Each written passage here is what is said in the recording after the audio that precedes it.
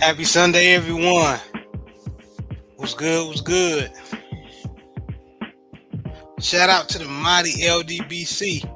Of course, we coming to you uh, with another installment of the Southern Baller Show. We appreciate y'all or whoever comes and just listen to us brothers chopping it up. We appreciate y'all. Let me turn this down. Well, first of all, of course, I got to introduce my co-host, Coach 67 Sports TV. What's going on? I'm blessed and highly favored this evening, bro. Hopefully all is well with everyone, everybody that's gonna come in and show us some love and support.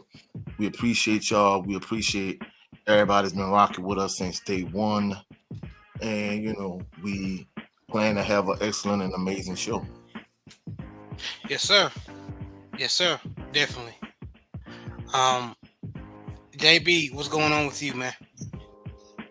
Same man as coach. I'm blessed, man, and let's get this show on the road, man. All right, all right. Uh, it's been a good month, week, year so far. Of course, we lost some people along the way, but so far so good, man. So I pray y'all stay um productive. Y'all stay grinding out here.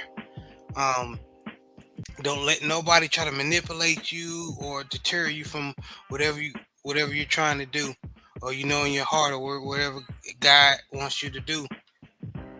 Y'all stay focused in this new year. Um, so I saw say all that is because me and Coach behind and JB were talking about that behind closed doors, and that leads me to my first topic: honoring these HBCU legends, man. Of course, the Hall of Famers. Most of these brothers had to stay focused.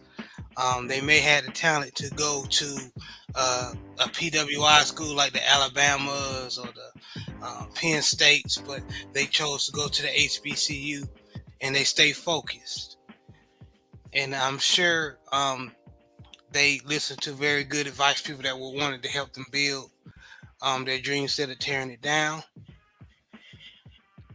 And they made it to the NFL. Most of them, like you see, the three gentlemen that's on the screen.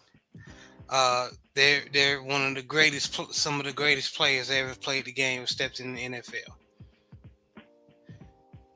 So we're just gonna chop it up, man, and just open panel on this topic about these HBCU legends.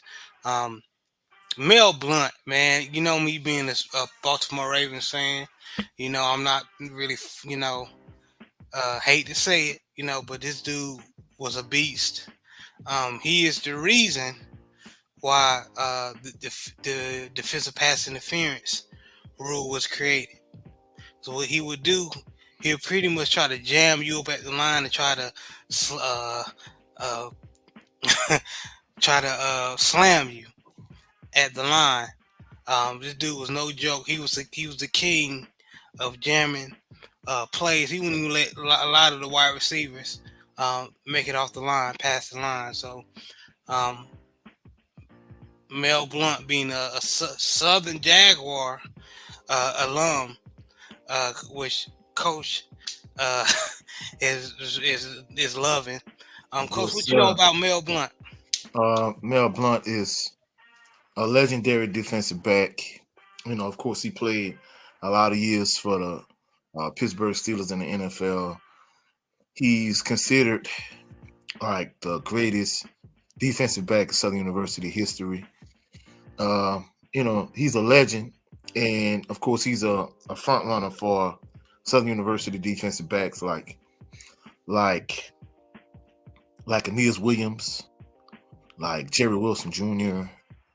I mean, he's a trailblazer, and people don't understand. For some of these individuals that made it to the NFL Hall of Fame, via the swag route, whether it's Southern, whether it's Grambling, whether it's some other HBCU, especially, pre-integration. Like they didn't have the opportunities to go to PWIs like these youngsters nowadays do. And, that's why I was kind of hoping Coach Prime would have stayed at Jackson State for a longer time, even though they were Yes. a rival, and they they a rival team to Southern. But even with that being said, he brought a lot of attention and notoriety to the swag landscape. And truthfully speaking, I'm not gonna lie, like in my over 40 years of being in swag football, covering, not just covering, but just following like my Jags and just swag in general. Like I never saw that type of attention, because even though we have like legends in the swag, like Jerry Rice, like Walter Payton, like Mel Blunt, like Big Cat Ernie Ladd, like Steve Aaron McNair, Tavares Jackson, Robert Mathis, Michael Strahan. I mean, we could go down the line on and on and on and on. But even with that being said, even with all these legends that came through the swag and that are arguably like greatest players at their position, in my opinion, definitely Jerry Rice is the greatest wide receiver ever. Arguably Walter Payton is arguably the greatest running back ever. Some people might say Barry Sanders, like myself. Other people might say Jim Brown. It's more of a preference and a taste for that particular position. And then you got other people that's legendary, like Mel Blunt, like Aeneas Williams. So considering all the legends that came through the SWAC, some of the all-time greats, like I've never seen the SWAC get as much attention as when Coach Prime was in the SWAC, the head coach for Jackson State. So that's why, I knew at some point a PWI was going to come with a bigger bag. They were going to come calling.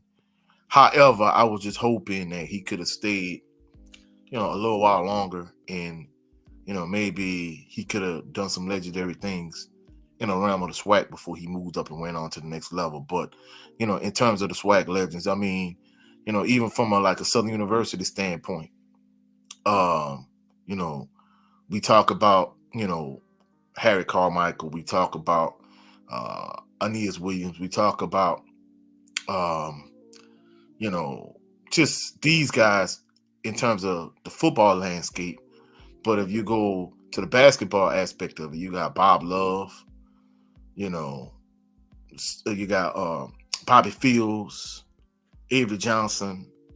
We could go back to football. We could talk about Harry Carmichael.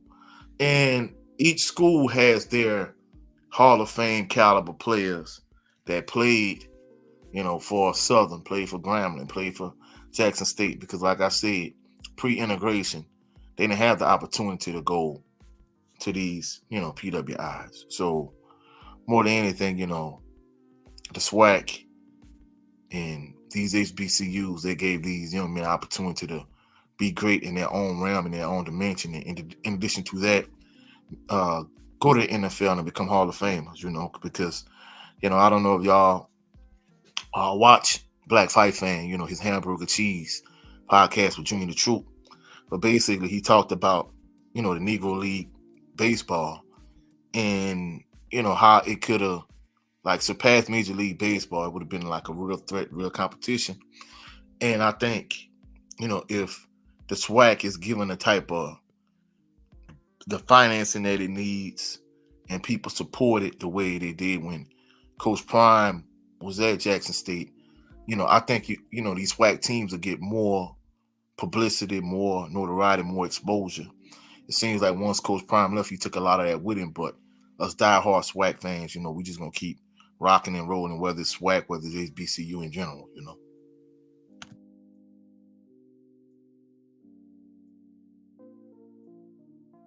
I'll read this comment. Shout out to Main Event Marks. Thank you for stopping by. Mr. Shelton already starts off as a Rock Purdy is an HBCU legend. Yeah, he wish. Jay the Six, he said, "What a treat, Gerald Green and Cole live on a Sunday." Yes, sir. And Artside Phillips said, Isaiah Robertson deserves to be in the Pro Football Hall of Fame, and I'm guessing he was a Southern Jaguar. What you got to say on that, Coach? Oh yeah, I mean, without question. I mean, a lot of individuals, in the realm of the SWAC, they get overlooked. We only talk about individuals like I said, like Jerry Rice, like Walter Payton, like Mel Blunt, like Aeneas Williams, those type of guys. But yeah, somebody like Isaiah Roberts, he definitely, is overlooked, undervalued, underappreciated, underrated. Very, very underrated cover linebacker. Yeah, yeah. So I mean, somebody like him, definitely. I think he really didn't get his flowers. He didn't get his just due. For people that don't know, he's from New Orleans, Louisiana. Uh, he was he just was a dog. You know what I'm saying? He went to Southern. He played in the in the early 70s. I mean, well, late 60s, and he got drafted into the NFL in the early 70s. But he is undervalued and underappreciated. Yeah, a lot of players like him get overlooked, but he was basically one of the hybrid like linebackers, like 6'3", 225 pounds. It could very fast, could move. Just doing my research on him, even though it was way before our time. But I mean, 6 Pro Bowls, 4 first team All Pro, the 1971 Defensive Rookie of the Year. I mean, beast, man, beast. Yeah, I mean, of course, Senior used to talk about him, and he used to talk about certain players, but of course, the one he used to talk about the most was Harry Carmichael. He used to talk about Harry Carmichael all the time, but definitely Isaiah Robertson. He definitely is undervalued and underappreciated. Very, very. And salute to my brother, Big Joe Town, LDBC Business in the building. Yes, sir. Salute to the family. How's everybody doing this Sunday? Blessed and highly favored, Big Joe. How you doing, bro? Chilling, You know, man. just marinating. We ain't got no football, but there's plenty other things to do, baby. So yeah, everything's all good. Yeah, dig. Yes, sir. Yeah, we gonna talk about that. I'm glad you brought that up, Joe. We gonna talk about that later in another topic. But we just chopping it up, and we just honoring the brothers that passed through HBCU schools and did their thing in the NFL. Um, uh, like Jackie Slater, as you see, one of the nowadays, they prefer your tackle to be 6'6". You know what I mean, or at least 6'5" and up to so they can you block that blind side, especially left tackle. But uh, Jackie Slater was only 6'4", but he was fast and strong as an ox. So with that combination, it made him perfect at that tackle position and made one of the greats. A lot of people, when they talk about left tackle, you hear Jonathan Ogden, Joe Thomas, Anthony Munoz, um, another bingo, Willie Anderson. You know what I mean? And I know I'm missing a few, but Jackie Slater, Orlando Pace. Orlando Pace, but For my Saints fans, Willie Roaf. Willie Roaf. Willie Roaf, but Jackie Slater was one of the in his day the premier tackles, and a lot of times his name get. I mean, you can't overlook him because he was that damn good, but a lot of times when you hear people greatest tackles list, his name is missing, and it's a travesty.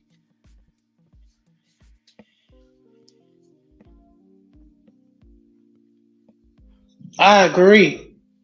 And Jerry, you ain't gonna tell about the time you talked to him one time? Oh yeah, the job I worked at, I was working with the airline. Him and his wife called in.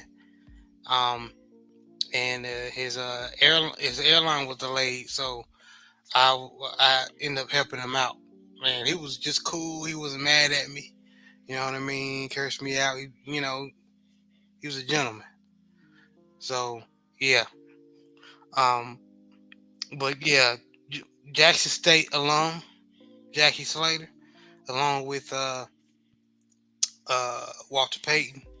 So, and Mr. Shelton just mentioned, Mississippi Valley graduate Jerry Rice, and considered, in my opinion, he's the best. I mean, we got Calvin Johnson and Randy Moss, but the first GOAT wide receiver that everybody wanted to be like first was Jerry Rice. I ain't gonna lie. Truthfully speaking, bro, I think from a talent standpoint, I think Randy Moss had more talent than Jerry Rice. But Randy Moss was extremely inconsistent. If he wasn't in a favorable situation in terms of, playing on a good team, like he didn't give his all. Because if you look at his stint with the Raiders, like, bro, Mm-hmm. Yep. When he was over there in Oakland. Yep. he was Coach. trash with the Raiders. In fact, Yep. we even have like, Titans. yeah. Oh, he was trash with Titans too. In fact, we even have like plays when he was playing with the Vikings where he wouldn't even fire off the line of scrimmage. He just stood there. So if his head wasn't in the game, he didn't go all out. Whereas Jerry Rice, he busted his behind. He gave his all every single play. So from a talent standpoint, I think Randy Moss is more talented than Jerry Rice. But in terms of wide receivers, bro, Jerry Rice is the GOAT, hands down, in my opinion. So I if we're agree. talking about more talent, yeah, you might have a couple more receivers that might be more talented than Jerry Rice. But just look at Randy Moss numbers and compare them to Jerry Rice numbers. And I know people are gonna be like, well, Jerry Rice played for Joe Montana and he played with Steve Young. But I mean, hey, he also played with Rich Gannon too. I mean, he played for the Seahawks, in the twilight of his career. And even at his age, he still was serviceable. So, as far as I'm concerned, Jerry Rice is the greatest wide receiver in the NFL of all time. He is, man. And shout out to Brent Fox. He said listening in but still supporting. Salute, brother, and LDBC fan. I appreciate you, Brent. We know how it is, man. We appreciate you. And my brother, KG, Supreme Beats Boxing Talk. He said, yo, salute, fellas, man. Appreciate you, KG. Appreciate you, family, for stopping by, man. If you don't know, KG and Cadillac Red has, in my opinion, one of the best boxing shows on YouTube. And of course, they talk about other stuff, sports, maybe football. But these brothers over there doing it on bullshitting it on the Beltway. Appreciate you. KJ said Jerry put in 20 years. Yes, he did. Yes, he did. All I know is I don't care how many Popeye commercials he did do cooning and stuff. He's one of the best receivers ever. Yeah, we gonna chill out on that on there. We gonna yeah, that don't commercials had me kind of like, come on, Jerry. But today Well, I'm we gonna we keep it celebrate. real. We I'm gonna keep celebrate. it real. Where I'm from in South Louisiana, we didn't have access to no Jerry Rice Popeyes commercial, to be truthful, So that's my first. That's the first of me ever hearing of that, to be truthful. Oh man, Bro, I'm he glad you ain't had say. yeah, don't watch it. Just we're gonna a chicken wing. He had a chicken drumstick in his face mask. I was like, hell no. Oh no, bro. Like I said, bro. I mean, you know, sometimes, bro. When it comes to people that you think are great at their craft, you just prefer not to see things like that. KG no. Yeah, I mean, KG no. hey, and just to kind of give you an example, bro. Like I remember when since we all members of the LDBC, bro. I remember when Roy Jones Jr. became a part of the HBO broadcast. I'm like, bro, I've seen fights where like Larry Merchant gave you absolutely zero credit and basically called you a bum to your face, and you hit cheesing and smiling with this dude. Even Andre Ward. Andre Ward was like such a family man. And I'm not saying he wasn't a stand-up guy when he was on ESPN doing the fights with Timothy Bradley. But I'm like, bro, like this is not the impression I got of you when you was a fighter. You was this Christian guy, this stand-up dude, this man of honor and integrity and everything. And I'm like, bro, like even like basically you telling your fans like, hey, I didn't ask for y'all support. And I'm like, bro, especially like LDBC members that really was rocking with you when you was an active fighter, like we we held you in high esteem because you was the antithesis of Floyd Mayweather Jr. So a lot of times when you, hold people in high regard, even like MJ, when they talked about the stories of, him being disrespectful towards Chameleon or Mark Henry, like other famous people because he didn't deem them to be on his level. It's like, dang. So that's why, there's this phrase that, you don't want to meet your idols or your role models. Maybe that's, an example why. Yeah, I mean, I don't say he ain't a good dude, like you said. You know what I'm saying? It just and that's a good point you made, Coach. But when you meet these dudes in real life, you see how they move. You're like, oh, you know what I'm saying?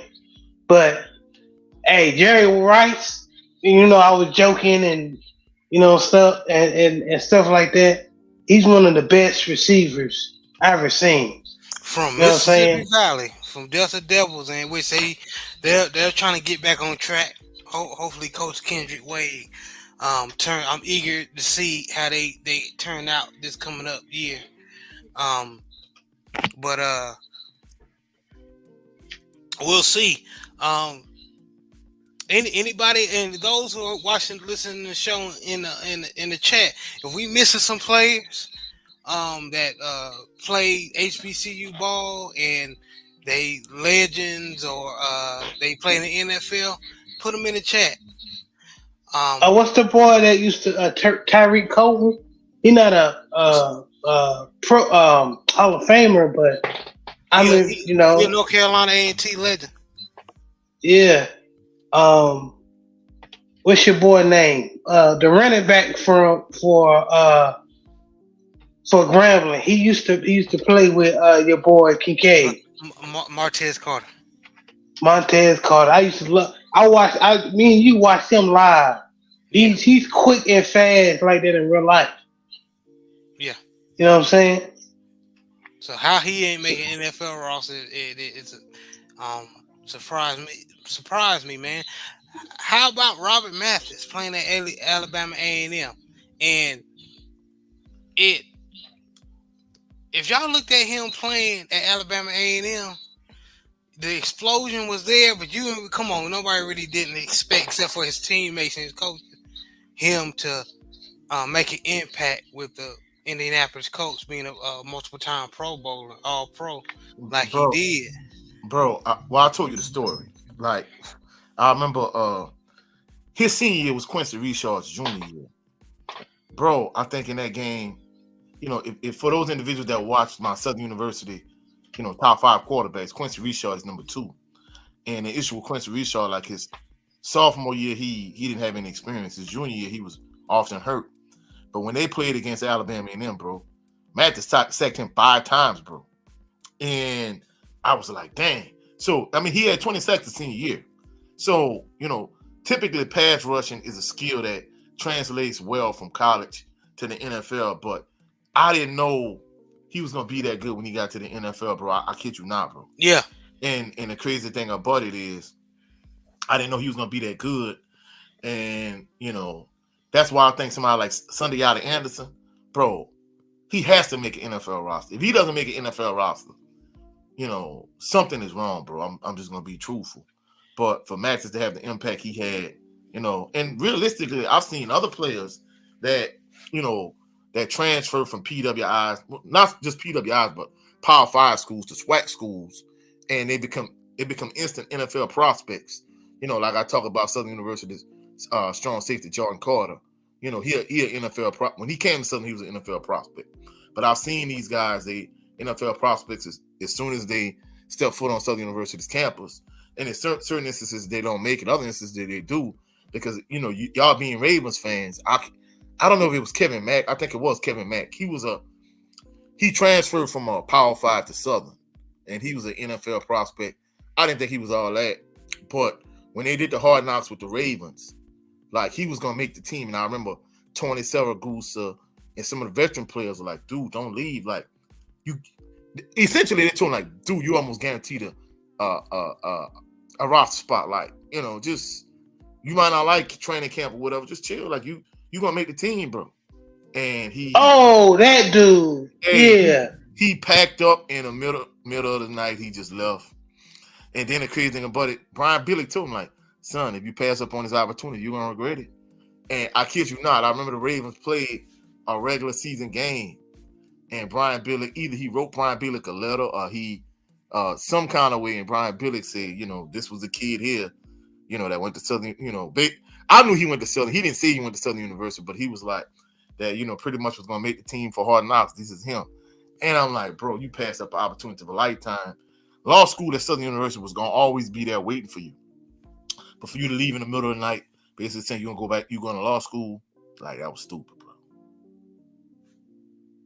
But these are the type of players that, in certain instances wants, and in other instances, it seems like they really don't give them a fair shake, Yeah. Yeah, that's a different. He had. I mean, that's kind of like a spit in the face for all the HBCU no. players. Yeah, no, we're not talking about him in particular, but we talk about like other guys, like You talking about in general? In general, like man, so many of those J State had dogs last year under Coach Prime, bro. Yeah. And no way you cannot tell me some of those guys were not NFL ready. I see. I understand. Yeah, I understand. Yeah. I was just saying to the point of, like you said, man, and that's one of probably the best Hard Knocks ever to be created. With Ray and Shannon and Tony Siragusa and Rob Woodson and what I'm saying, and Jamal Lewis. I think that was Ty Heat rookie year. Yeah. Bro, that boy, I guarantee you to this day, he kicking himself in the behind because if he didn't leave millions, he definitely left hundreds of thousands of dollars on the table, bro. Because you got to realize, even if you look at today's league now, the three positions that really get like major impact, of course, quarterbacks don't always have the biggest impact on the game. Pass rushers and left tackles, is a premium on them three positions. And bro, even at the time, like pass rusher was getting paid, and bro, like for you to be essentially guaranteed a roster spot, and you just turn your back and walk away on it. That's why I say, bro, they had swag players at that time that would literally, cut off their pinky finger to get that type of opportunity, and you just walked away on it, bro. And that's what I was saying. And you took the words out of my mouth. That was kind of like the spin in the face to anybody that looked up to you or going to walk in your shoes. All the HBCU players that's gonna come behind you. You know what I'm saying? That it made it an excuse for recruiters to say, well, you know what I'm saying, let's not go get them. Even though me and no coach, that's BS. But people, make excuses. Yeah, they'll reach for excuses for not looking at certain players. But like you said with with Robert Mathis, you don't know, because we've seen good HBCU players, these defensive end, come off the edge as well, like that. But these boys need a shot. You know what I'm saying? And Brent Fox, John Starworth went to South Carolina State. What up, living big with Big Reg? He said, "What's good with and everybody?" Rest in peace to Tavares Jackson. You know what I'm saying? T-Jack, yeah, man. Even though he wasn't, NFL, NFL Hall of Famer, he was definitely an Alabama State legend, man. So, rest in peace to Tavares Jackson, T-Jacks. Yeah. Let me tell you something about Tavares Jackson. He is the quintessential, when you say backup quarterback in the NFL, that's who you want on your team. If something happens to your starting quarterback, you want a T-Jack. Kind of like what we got. We got like a Tyler Huntley. You know what I'm saying? Even though I think Tavares Jackson is a little more accurate and got a stronger arm, and that Joker could toss that bitch too. Tavares Jackson could toss it. And it was a decent start. He was, he's kind of like, he's those type of players where he can come in and win you games. And there's a place for quarterbacks like that in the NFL like a Gardner Minshew, he's not gonna be your starter the full 18, 17 game season, but he will come in, when Richardson went down and win you games, you know. Yep.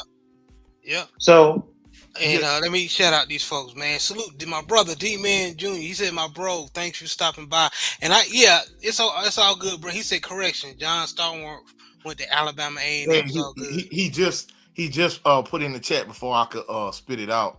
But just to kind of piggyback off of what JB was saying, I mean, you saying RIP to Tavares Jackson. Tavares Jackson was a dog, but also RIP to Steve Aaron McNair. I watched him play Man, who in who could the person. forget him? GOAT. The Hey, goat. I watched him play in person, bro. And I'm not even gonna lie to you, bro. That boy he was real deal. But I remember one of those years, the Pete Coach Richardson first year at Southern. The one of the interim head coaches this year, Sean Waters. I kind of consider him to be like the greatest, Southern University strong safety. Of course, Mel Blunt played corner. Uh, Aeneas Williams played corner. Jerry Wilson Jr. played corner, but Sean Wallace he played strong safety. But I'm not gonna lie, the defense that year, Southern defense was nasty. They pretty much shut Steve Aaron McNair down. But those next 2 years, like he gave him the business. And of course, he was a Heisman Trophy candidate his senior year. And bro, he was. I was so hoping that they beat the greatest show on turf when they played him in the Super Bowl. That probably was one of the best Super Bowls I've ever seen at that time. The end of the game came to he was like a Like 2 yard short, seasons. bro. Yeah. Reaching out, Yeah. that was a great defensive play too. That was a Yeah. great tackle. But let me tell y'all something about Eric McNair. And this is coming from a Baltimore Ravens fan. He was such a breath of fresh air when we was us as Baltimore Ravens fans, we were going through the Cal Bowlers, the Anthony Wrights, you know what I'm saying, the Trent Chris Dilfers. Redmonds, the Trent Dilfers. And he came in, and he wasn't in his prime. He was on the downside, but he could play. He was still a starting quarterback. He just, of course, the next year he had an injury, and we went like 5-11. But when we went, I think we went 13-2 that year, Yeah. and and he just came in and everything clicked. Mark Clayton, our first round pick, started looking like our first round pick, and I think maybe I feel sorry for him because he had to deal with a lot of bad quarterback play. And Aaron McNair, made a lot of our offense look fluid through the passing game because we always had a running game with Jamal Lewis. You know what I'm saying? During that time, so man, I've me as a Baltimore Ravens fan, I already knew who he was with the Titans, with the battles we went, back and forth with the Titans. But when he came to the Ravens, man, he just became one of my favorite quarterbacks. You know, and Yep. then and that year, and I hate to bring up wounds, and I hate to bring up bad wounds in the playoffs. We did not run the ball, which why Brian Billick got fired. We tried to put it in the air and throw it. You remember that, Jared? Mm-hmm. And Ray Lewis went crazy. So yeah, Aaron McNair Legend, is man. always Legend. gonna be a legend. Good legend. Good legend.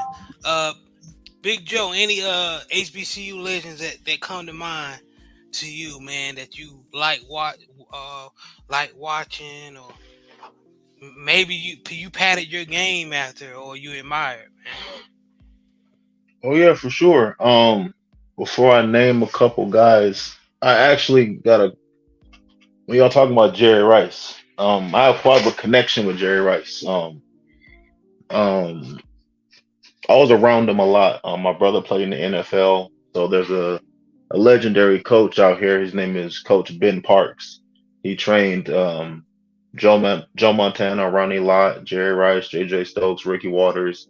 Like all pretty much all like the 49er greats. So I was around a lot of those guys a lot. So the Hmm. difference between like Jerry Rice and a lot of other receivers, everybody's of course when you're in the NFL, everybody works hard. Everybody's they're up there for a reason, so they know what they're doing. But then you got the guys who are the elite of the elite. And when you see the guys who are at the elite level, they train a certain kind of way. They always show the footage of Jerry Rice running up that hill. I've seen him actually do it in person multiple times. And the difference between a lot of guys is Jerry Rice was highly determined and highly motivated. It didn't take much to get Jerry Rice going. So you didn't have to tell Jerry to be there. Jerry already be there. You know what I mean? So like you say, like I even dated a girl who was Jerry Rice's daughter's friend. You know what I mean? They were friends. So I even been in his house and all that kind of stuff. I even got some signed memorabilia from Jerry Rice and everything. So to Wow. me, he's a good guy. But most guys at that level, can be considered assholes as well. You gotta be selfish. You also gotta be kind of self-centered. Like I've met Barry Bonds before, complete asshole. Not a big fan of him at all. But Hmm. from all the greats that I've met, they all have to be self-centered and all have to be selfish and about me and me. Like even now, if you go to Niner games now, you'll still see Jerry Rice walking around. You'll still see him going out there, pre-game warm-ups, running routes with his clothes on, catching ball in the end zone with his hands in the air. He'll still do that even now. you know. But yeah, I've seen Jerry Rice work in person, and his work ethic is through the roof. And he may not have been the most talented guy, he may not have been the fastest guy, but his work ethic and his determination and dedication to the wide receiver position. A lot of guys in the NFL they train. A lot of guys don't train specifically for their position either. He's trained specifically for the wide receiver position, which is why he was as great as long as he was with the ability that he had. A lot of guys like Randy Moss, even though he was a phenomenal player, he never maximized his full potential. A lot of players never really maximize their full potential because they don't work out hard or, they just rely on their athletic ability. Jerry Rice maximized all his athletic ability. So that's why Jerry Rice is one of the greatest wide receivers of all time because I've seen the work ethic up close and even other 49er greats at that time couldn't work as hard as Jerry Rice. And some of those guys are Hall of Famers or considered some of the greatest players at the position during that time. So his work ethic is what separated him from everybody else. You can Yes, sir. during that era was him, Tim Brown, Michael Irvin, all those guys. It's the work ethic. But because eventually you're gonna get older, your natural ability is gonna start to deplenish. But if you have a lot of work ethic and you understand the game of football, you can last 20 plus years like he did. But Yep. yeah, but regarding two guys in HBCUs, I don't know if you guys said these guys' names earlier, but for one is Deacon Jones for sure. I watched a lot of Yeah. Deacon Jones film. No, we Um, did not. That's one. Yeah, okay, Deacon Hey, and, Jones. and the thing about it is Deacon Jones played in both the SWAC and the MEAC. He yeah, played he played for South Carolina State, and he also played for Mississippi Valley. So he yeah. played in both the SWAC and MEAC. hmm Yeah, I watched a lot of Deacon Jones film when I was younger. Obviously you can't do that head slap. No one that's highly illegal. I did it before in practice. That move definitely works, but just his get off his tenacity and just the nastiness you got to play in the three technique position. He definitely had it. He's definitely obviously a Hall of Famer and one of the goats when it comes to D lineman. And then another guy. I don't know if you guys mentioned him either. Was Shannon Sharp. You know, Shannon Sharp is definitely Savannah one. State, yep. Yeah, one of the go tight ends. Like to start off as a wide receiver, then move and end up being a tight end, and just his wiggle, his speed, and and he's a genetic freak. I remember seeing him on um all the muscle endorsements. I forgot what the brand was back in the day. It's not like Muscle Tech. It's something different. It was like a purple brand, but just also Terrence Sharp didn't get injured that much, and obviously, he's a workhorse, like he always talked about. He dedicated his life to football, which even impacted his relationship with his kids. A lot of players who dedicate their life to the sport, their off the field stuff impacted them. Jerry Rice was a perfect example too. It's hard to do both. If you're gonna be great at anything, you want to sacrifice something. So I mean, not only was Shannon Sharp a leader, but he was also a vocal leader. He's also a team guy. A lot of guys can go to him for advice, and he can put a lot of youngins in a perfect positions. Like, hey man, you move like this, you move like that. I know quite a few guys in the league, and most of them have a lot of positive things to say about Shannon Sharp. So again, he's another one of the HBCU goats who's And also a Hall of Famer. exactly, man, and you said that beautifully, and I also like his story, man. Like him growing up with the lips, you know what I mean. And every time he talked, people would roast him, or man, ain't nobody want to hear you talk. So when you say he was a vocal leader, he had to overcome all that. You know what I Yeah. mean? And now he's one of the best tight ends that ever played the game. Hmm. Speaking Yeah. of lips, have we talked about Michael Strahan yet for Texas I was about Southern? to get on. I'm just about Yeah, to get on that. Yeah. yeah. Well, I mentioned him, but I didn't go into detail about him. Of course, anytime I think of Texas Southern, I think of Michael Strahan. He was a dog when he was at Texas Southern in his day. Also, he another one of those. It's funny. A lot of defense side on the defensive side, you'll never know, right? And he's another example we was talking about, coach. Who would know? Who knew Michael Strahan was that good coming out of Texas during that time? Of course, our generation we knew now because we grew up watching him. But the people that actually his teammates and people that was around him, who actually knew? And that's the thing about it, bro.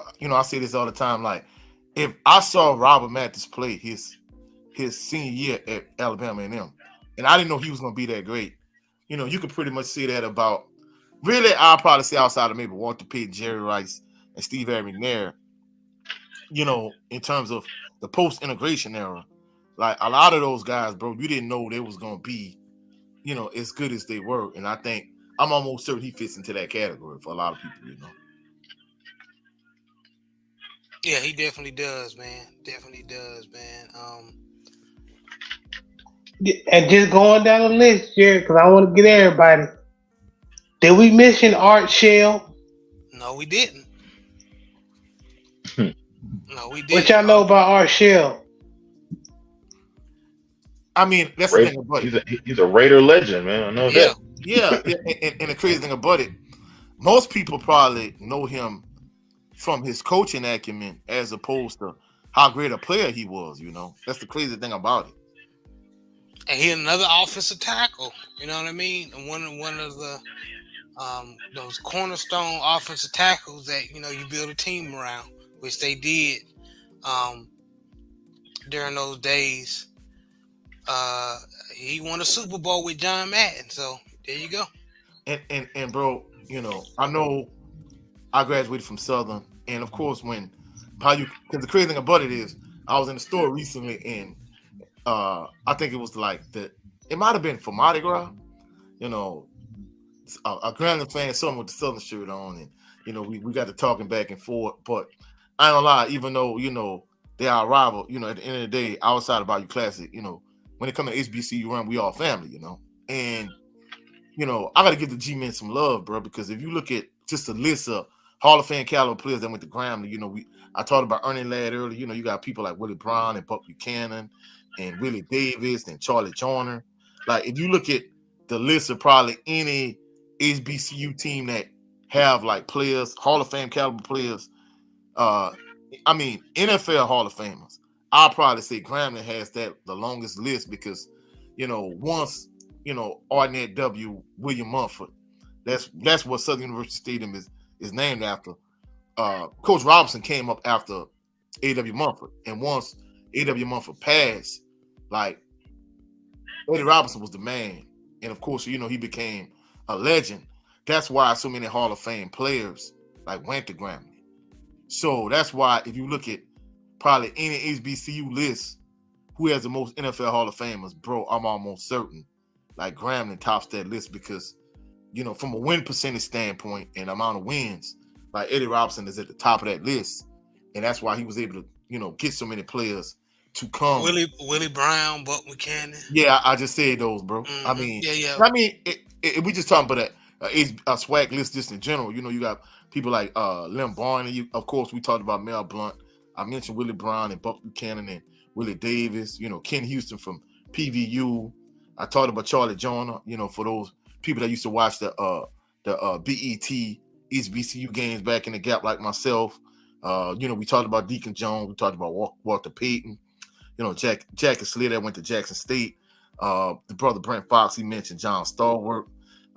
Jerry Rice. So, bro, it's so many. We just talking about swag. Now, we mentioned some MEAC players, but you got a lot of MEAC players. Yes. And of course, like I said, you got people like Deacon Jones that played in both the SWAC and the MEAC. So okay, MEAC. What's the boy from Bethune-Cookman, the cornerback? Robert Mathis. Nah, Rashawn Mathis. He used to play some good DB for the Jags, from the Jaguars. Yeah, cornerback. Yeah. I still can't believe he was a good cornerback for years for them. I still can't believe we ain't talked about the great Doug Williams and Grammy. Yeah, he another one. There's so many, bro. So we missing. There's some MEAC and SWAC faithful right now listening. Man, how you forget this dude? There's just so many, bro. And Willie Brown. Yeah, the coach just said that. Yeah, just said him a few minutes ago. Appreciate you for stopping by, Jay Good. Always, brother. Appreciate you, man. Did he mention, Coach? Did you mention Willie Lanier? Nope, I didn't mention him either, bro. Kansas City Chiefs. Yeah. Willie Lanier was one of the first all-around linebackers that could play everything. He could play middle, outside linebacker. And how I know is because Lawrence Taylor said it. Lawrence Taylor admired Willie Lanier. And I mean, for LT to hold you in high regard, bro, that says a lot, bro. Facts.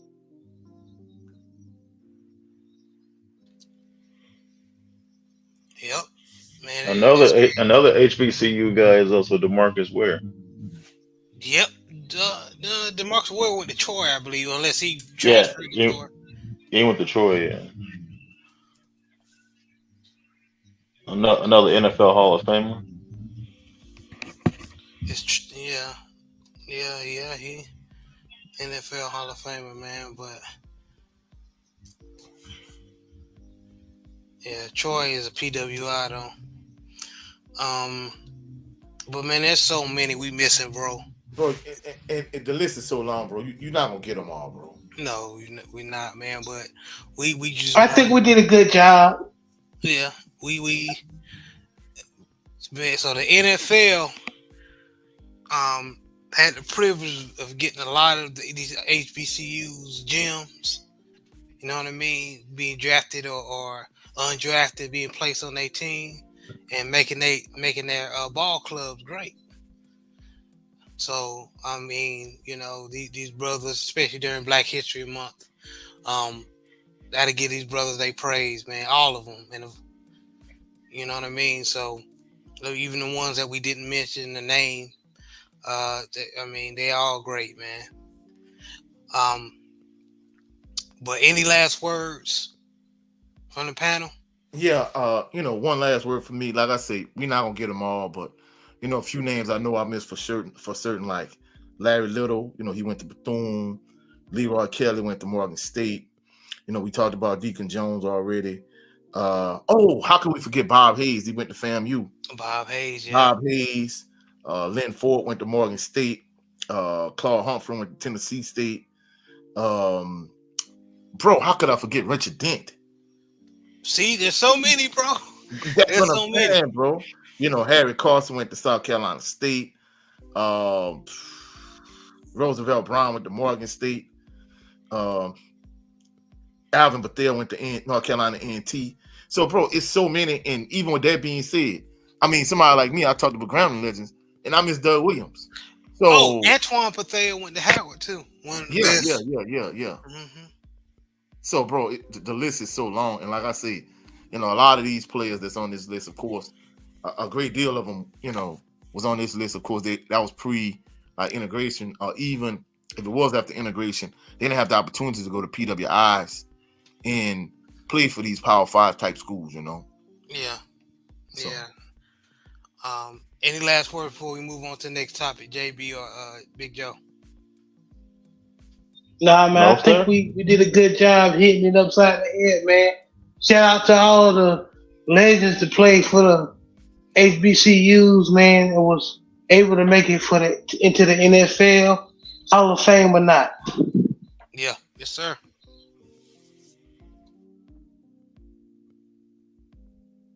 Now I want to shout out to the Bayou Sports Talk. That is headed by Coach 67 Sport TV. They had a damn good show this last Saturday evening. If you're not subscribed, Made you yesterday. or yesterday, yeah, excuse me, yesterday. If you're not subscribed, I suggest you do so. Um, but this topic I wanted to rehash because of them. They were cooking so good on this topic. So, is it the NFL's responsibility of what player gets pushed? And coach, I'm a go to you first yeah, well, because you were cooking on it.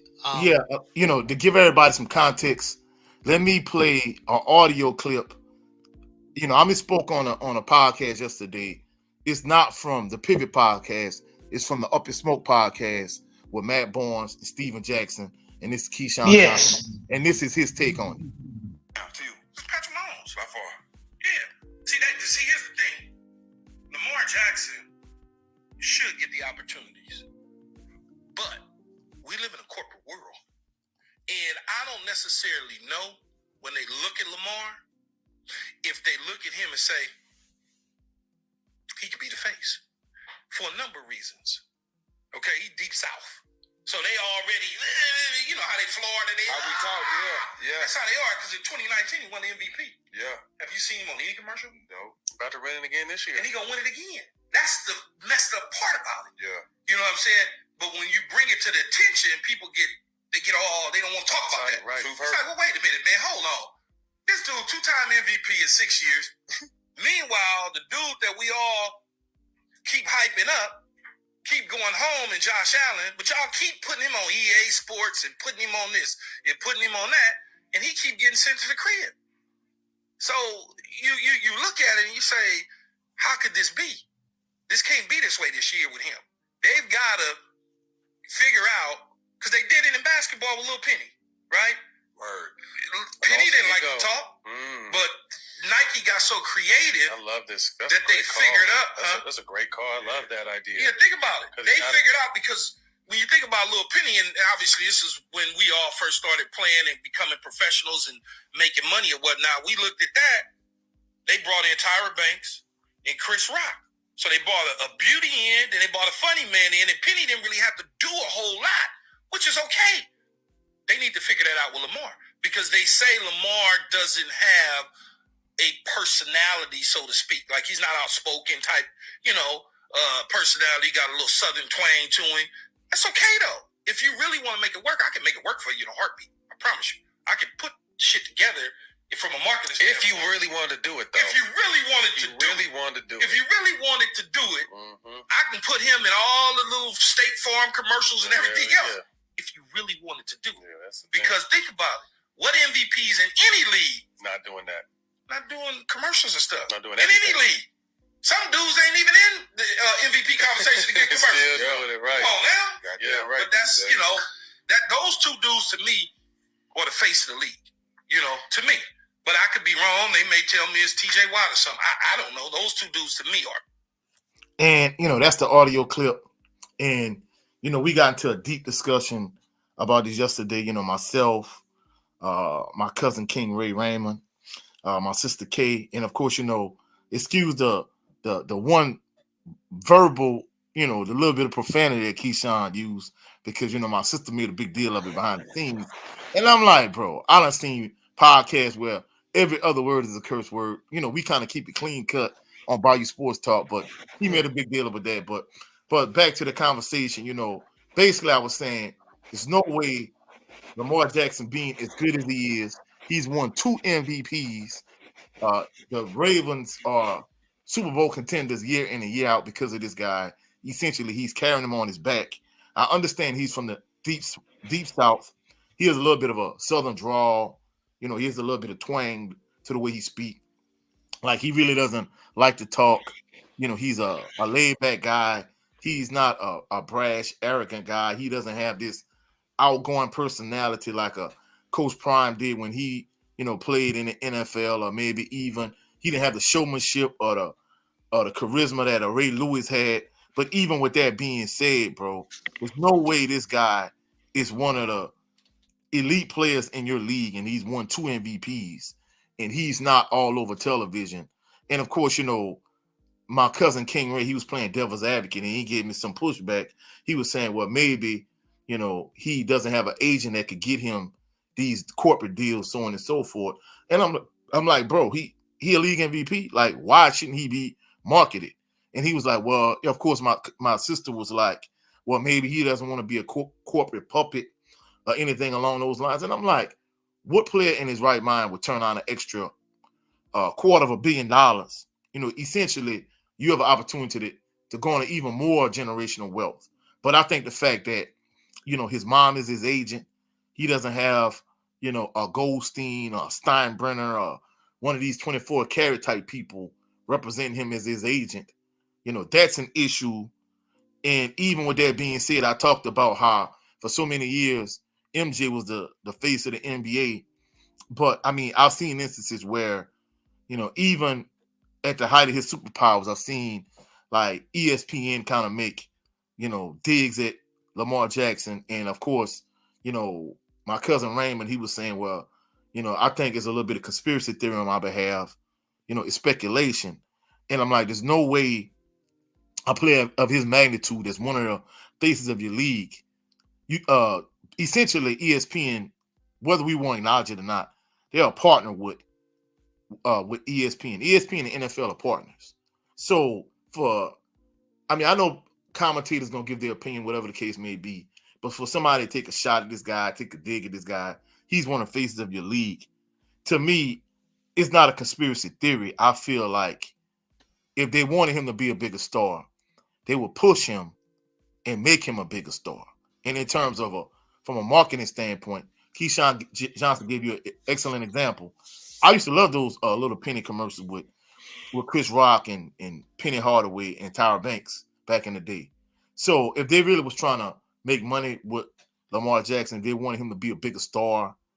I think that the whole contract dispute was an issue. I think the fact that, his mom is his agent. I think all of those things are things they use against him so they won't push him to be a bigger star. I mean, that's just my opinion. I mean, I know it's theory. My cousin Raymond saying it's mere speculation and conspiracy theory, but you can't tell me what I'm seeing with my own 2 eyes.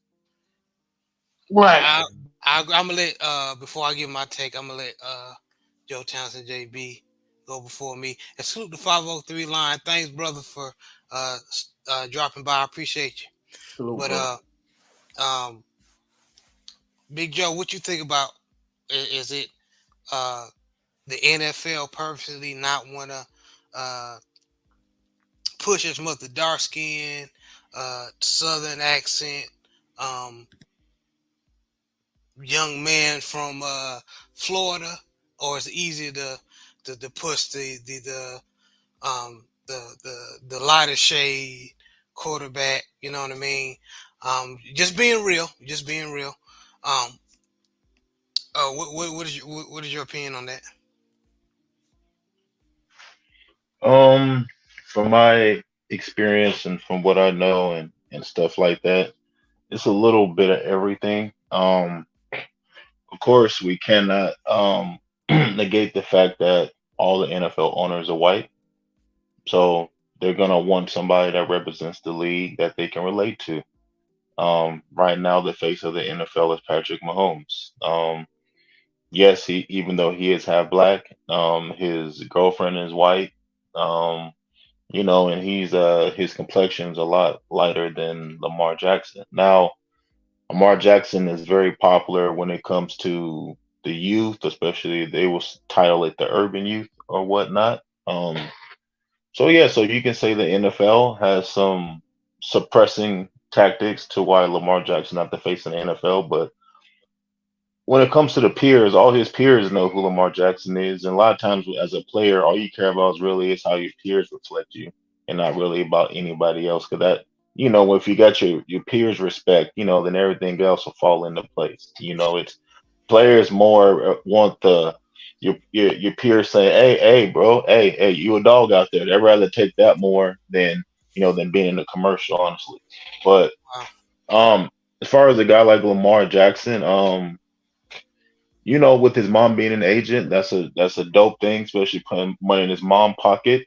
Hmm. But when you have like these agencies and these agents and whatnot, they also have the connections to where they could get him a deal, an endorsement deal with this, endorsement deal with that, or get him quicker to putting them on TV. Because they have the connections and and they have a whole team of people to help do that. It's really just Lamar Jackson and his mom. They have a whole media team and a publicist and all that kind of stuff. I don't know Lamar Jackson have all those kind of things as a whole team to kind of push him to the forefront of being, let's say, a commercial star or an endorsement star. Now, I believe he does wear Nikes for cleats. I'm sure it shouldn't be hard to put him in a Nike commercial, kind of like the Michael Vick experience, that kind of thing, if you want to call it, the Lamar experience or whatever. But I know he has an Oakley deal.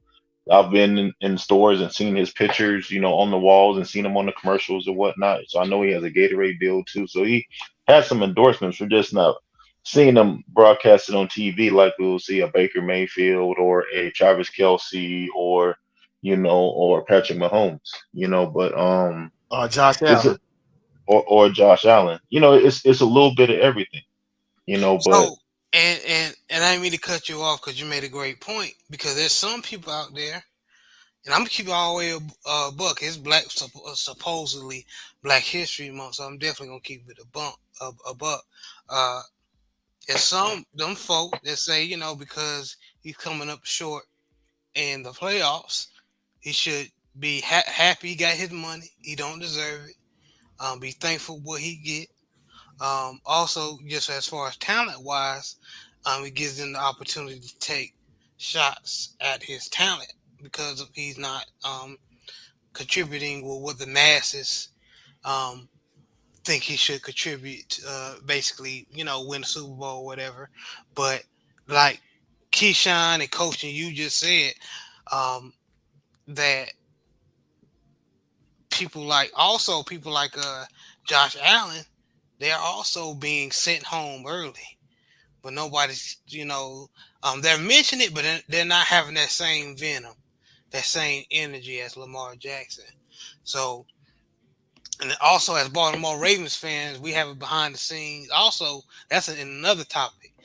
Me and JB have discussed in other shows how the Ravens haven't is have took so long to finally give this gentleman weapons, and the weapons he currently have, a lot of us feel we could have done way better, but it's a start, right? So, um, yeah, like you said, there's so many pieces, so many elements to it. So I think Yeah, a lot of people's point of view on this topic is kind of they need to back up and see the whole element, like people would need to say, instead of just you know just their what they're looking at up close. Go ahead, coach. Hey, and Joe Town, man, he made some excellent points. And, those are some of the same talking points that my cousin made yesterday. Essentially, he was saying, first and foremost, like, he was saying that Lamar Jackson is extremely popular in terms of like the urban youth, and a lot of young black kids admire him and look up to him the same way we did like years ago with Michael Vick. And I'm like, yeah, that's cool, and that's what you want. But from a crossover standpoint, considering he's won 2 league MVPs and he's as talented as he is, there's no way he shouldn't be a far bigger star. He's a superstar, but he should be a mega superstar when you consider the talent. And in addition to that, he brought up the fact that, he can't get over the hump in terms of winning a Super Bowl. And I'm like, bro, like, there's quarterbacks, he brought up the Drew Brees example. He felt like Drew Brees should have been a bigger star. Maybe even like Aaron Rodgers, of course, we biased because we Saints fans, but we thought Drew Brees was more talented than Aaron Rodgers. But every time you look around, Aaron Rodgers was on the State Farm commercial with discount double check. So, he made some valid counterpoints. But even with that being said, to me, that still don't justify, rationalize why he's in a bigger star. Like Joe Town was saying, if you really want to make money with him, you would have a Michael, just like you had Michael Vick experience. Like he said, you would have a Lamar Jackson experience. Or even if you want to change the name of it from a marketing standpoint, you can change that aspect of it. But even with that being said, bro, there's no way he shouldn't be a far bigger star than whether he's won Super Bowls or not. And even if he did win, we're just gonna say he won 5 MVPs when his career is over, and he's won 3 Super Bowls. That's still not gonna guarantee that he's gonna get the notoriety and respect from a crossover standpoint. Because, like I said yesterday, at one point, like Michael Jordan was making more money off the court than he was actually on the court. So that type of money could set you up for generational wealth. If he could add an extra, if he has like $250 million in terms of NFL money, just imagine if he got another, 100 to 400 million off the field, bro. That would set him up for, generational wealth that could pretty much impact his entire family. Yeah. Well, this I'm just trying to figure out how I can capitalize this. To me, Lamar Jackson reminds me a lot of Marshawn Lynch. Mm. Marshawn Lynch could have been a Good bigger star. comparison. Marshawn Lynch could have been a bigger star than what he wanted to, but whether we like it or not, there's a lot of guys in the NFL who really, really just focus on ball. They really love football and they really focus on ball, and their goal is to achieve, the things in football that they want to do, like winning championships or Pro Bowls or whatnot. So even though we feel like Lamar Jackson should be doing this and that and the third, a lot of times, a lot of these players, they focus on what's at hand. Lamar Jackson has not won a Super Bowl. He's a two-time MVP. Maybe he doesn't want to do any commercials until he accomplished that. Maybe he don't want to do commercials until he retired. Marshawn Lynch Yeah. didn't do any commercials to the latter part of his career, and the main one he did was with Skittles. And then after he retired, now we see Marshawn Lynch all over the place. You Mm-hmm. know what I mean? So there's a lot of players, who just want to play ball. Like we can from basketball, we can do Kevin Durant. Kevin Durant, all he want to do is play ball, nappy head and all. Don't want to get a haircut, look crazy. All he want to do is play ball. So there's a lot of players, who just focus really on that. And and for example, right now I'm looking at the jersey sales for this year, and the number one jersey sale this year was Jalen Hurst. He sold the most jerseys in the number one spot more than anybody. And then after that, you can go to Michael Parsons. And after that, Christian McCaffrey, CD Lamb, Brock Purdy, Josh Allen, Patrick Mahomes. You had to go down the list almost towards the bottom before you get to Lamar Jackson. Lamar Jackson, he sold the same number of jerseys as George Kittle. You know what I mean? So again, it's as a player, yes, the NFL could push him forward, but it all depends on if that's what you want to do. We can toot the horn for Lamar if he wants to, but if you don't want to be a star, then that's on him. That's something that him and his mom going to have to prioritize and have a team around him and get on social media. Like instead of doing little stuff here and there, you got to get on social media. Almost most of you NFL players, they have their own channels. Michael Parsons has his own podcast. I mean, you have to open yourself up if you want to be exposed. Yeah, he may wear a do rag and talk like he's from Florida and everything, but he has to want that for himself too. So it's just a little bit of everything. Yeah, but before JB jumping, that was a phenomenal point. Uh, to me, it seems as if his mom was a promoter the way Bill Haney is for Devin Haney, he maybe he would be a bigger star. And like you said, Big Joe, maybe he doesn't want to be that type of star, you know.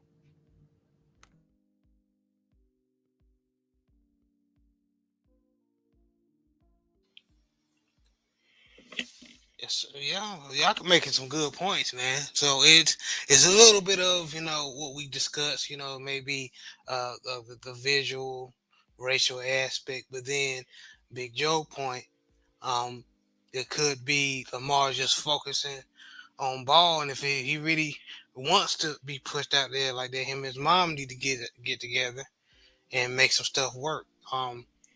Like the old saying, keep the main thing the main thing. You know what I mean? So Yes, sir. you know, Salute to Picasso. He says, "What I miss, I'm waiting to get tire fix football. I'm glad I got out. CTE is inevitable nowadays, but let me not bring that up. Woohoo! Woo woo. Um, D Man Junior. Okay, he's saluting everybody. don't mind Picasso crazy. Don't mind him.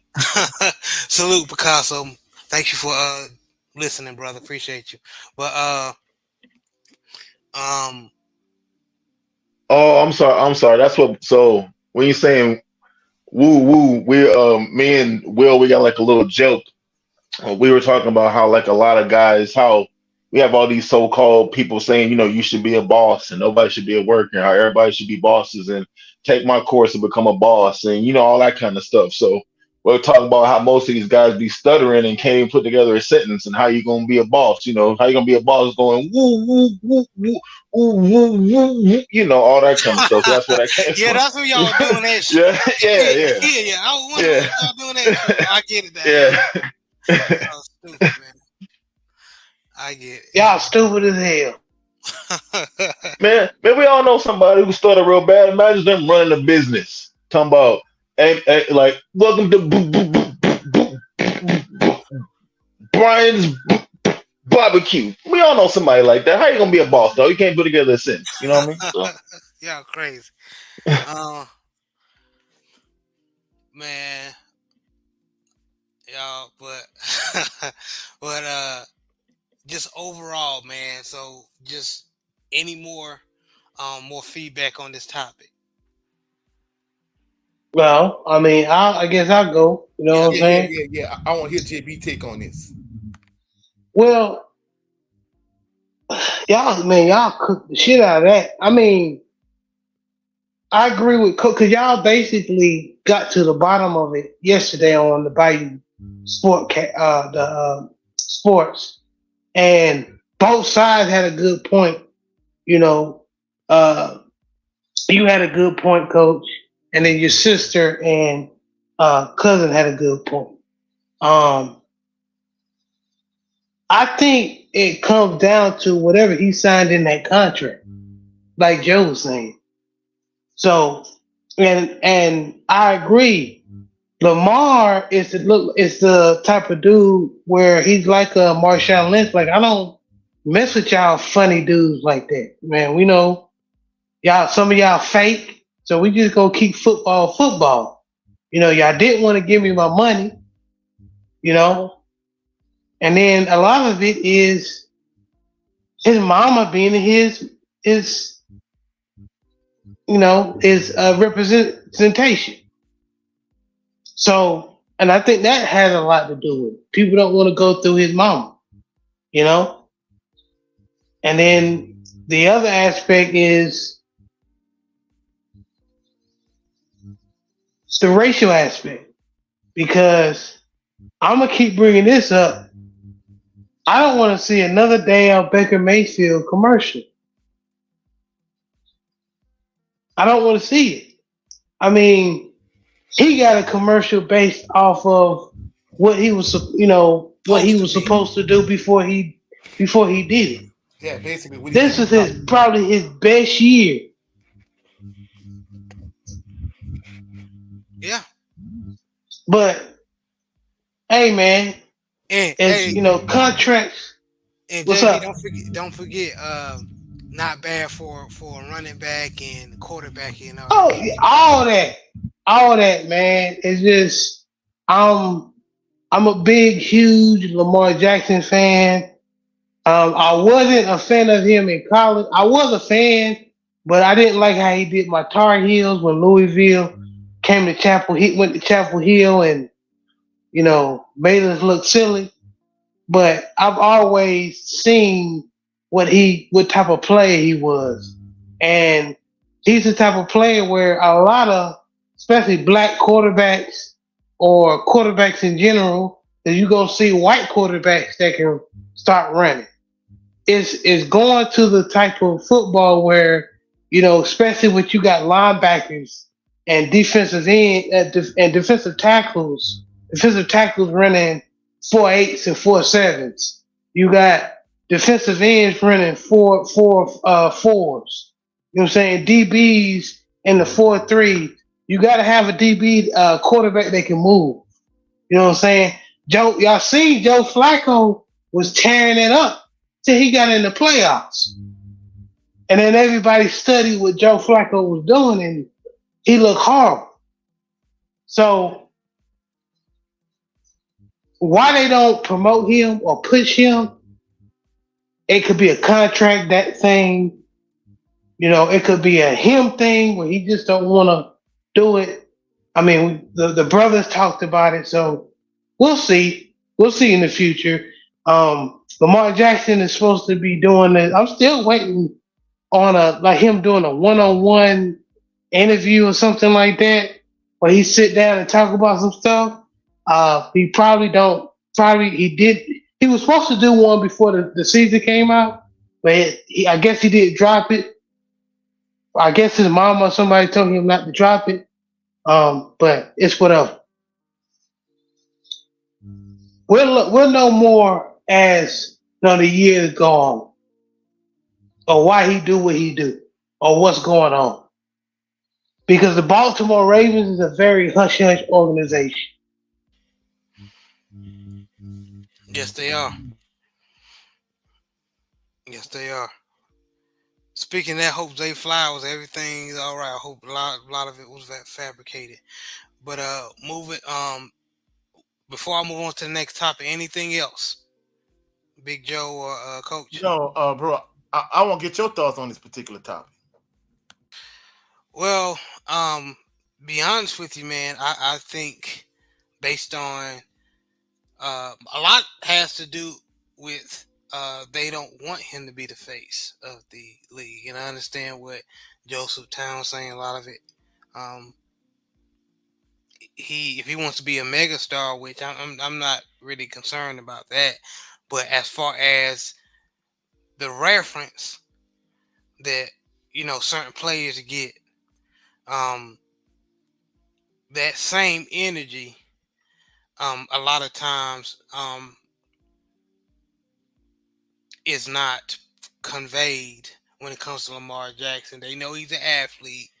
They know he's probably one of the best quarterbacks Baltimore Ravens had in their franchise history. And if he keeps on putting up numbers, he's probably going to be one of the best quarterbacks in NFL history.